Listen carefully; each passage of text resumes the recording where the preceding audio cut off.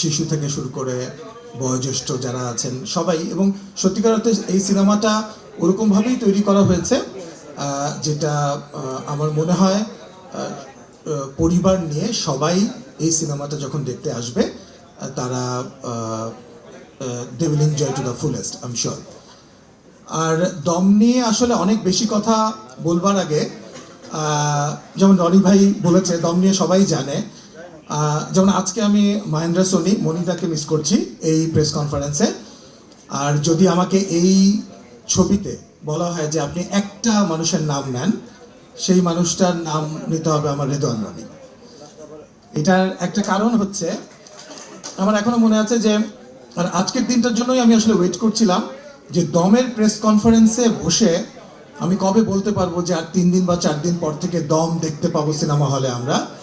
কারণ আমার মনে আছে যে SBF আলফাই এবং চরকির আমাদের যে একসাথে যে মানে পথ চলা শুরু হয়েছিল সেটা সুরঙ্গ সিনেমা দিয়ে। সুরঙ্গ সিনেমার পরে আমরা পরপর 2 দিন 2টা সিনেমার অ্যানাউন্সমেন্ট করেছিলাম, মানে এখানে যারা আছেন সবাই জানেন সেটা।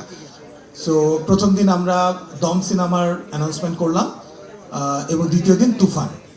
তো তুফানের পরে তো রনি ভাইকে আমি সারাক্ষণই 3-4 দিন পরপরই আমি ফোন দেই, রনি ভাই তুফানের পর তো দাগি আসলো, দাগির পর তো তাণ্ডব আসলো, দমটা কবে আসবে?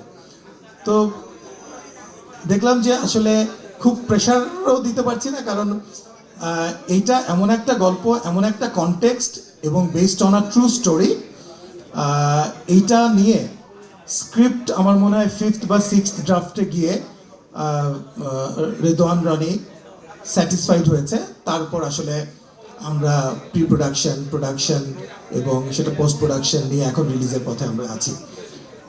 রনি ভাই যেটা বলছিল, আমার একবার সুযোগ হয়েছিল আমাদের যে রিয়েল ক্যারেক্টার তার সঙ্গে দেখা করার। সেখানে পূজা, নিশো, রনি ভাই, আমরা গিয়েছিলাম ওখানে, এবং এটা একটা অদ্ভুত একটা এক্সপিরিয়েন্স যে যেই মানুষটা সেই এমন একটা জায়গা থেকে, মৃত্যুর মুখ থেকে ফিরে এসেছিল, এবং সে যখন এগুলো ন্যারেট করছিল এবং সেটাকে আবার ফিকশনাইজ করা, ঠিকঠাক মতো সেটা স্ক্রিপ্টটা তৈরি করে শুটিংয়ে যাওয়া, এটা ছিল সবচেয়ে বড় চ্যালেঞ্জ। তারপর যখন আমরা এটা শুটিংয়ে গেলাম, আমরা দেখলাম যে যে লোকেশন দরকার আমাদের, সেই লোকেশন নিয়ে আমাদের একটা বড় চ্যালেঞ্জ ছিল।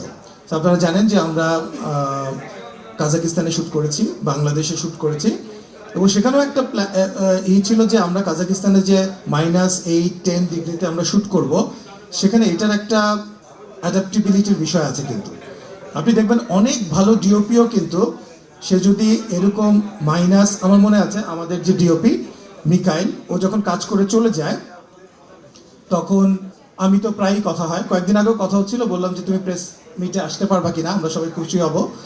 তো মিকাইল তখন বললো যে না, আমি এখন কাজ করছি কাজাকিস্তানের একটা জায়গায় -25 এখন। সো এই যে এটাতে অ্যাকোয়েন্টেড হওয়া এবং অ্যাডাপ্টেবিলিটি, সেই জায়গায় পুরো টিম নিয়ে কাজ করা, এবং আমি যদি পূজার কথা বলি, নিশোর কথা বলি, এক একজনের ক্যারেক্টারের জায়গা থেকে যে ডেডিকেশন সবাই দেখিয়েছে, এটা আনবিলিভেবল। এবং অন্যান্য আর্টিস্ট যারা ছিলেন, আমি বলবো আবুল হায়াত আঙ্কেলের কথা, আমাদের চঞ্চল ভাইয়ের কথা, এবং জাহিদ ভাইয়ের কথা, তো অনেকের কথাই, মানে সত্যিকার অর্থে এই গল্পের মূল এসেন্সটাই হচ্ছে এটার যে স্টোরি টেলিং। তো এটা খুবই কঠিন একটা ব্যাপার।